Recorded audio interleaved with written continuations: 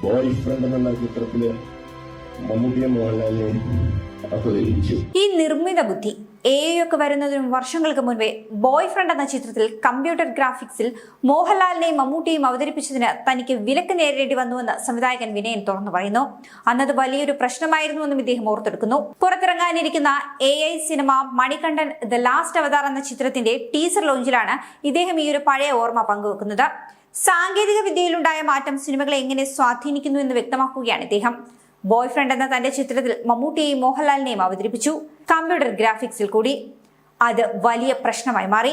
1-2 വർഷം തന്നെ അവർ അന്ന് വിലക്കിയെന്നാണ് ഇദ്ദേഹം പറയുന്നത്. ഇന്ന് ആർക്കും ആരെയും ഉണ്ടാക്കാം, ഒരു ലിമിറ്റേഷനുമില്ല. ഇന്ന് മമ്മൂക്കയ്ക്കും മോഹൻലാലിനുമൊക്കെ 1 വർഷം 100 പടത്തിനൊക്കെ ഡേറ്റ് കൊടുക്കാം. കാരണം ഫോട്ടോസ് കൊടുത്താൽ മതിയല്ലോ. അവർ ഇതുവരേക്കും ചെയ്തതിനേക്കാളും വലിയ എക്സ്പ്രഷൻസോടെ അഭിനയിക്കാൻ പറ്റും, ആക്ഷൻ ചെയ്യാൻ പറ്റും. ഇത് AI കാലമാണല്ലോ എന്നാണ് വിനയൻ കൂട്ടിച്ചേർക്കുന്നത്.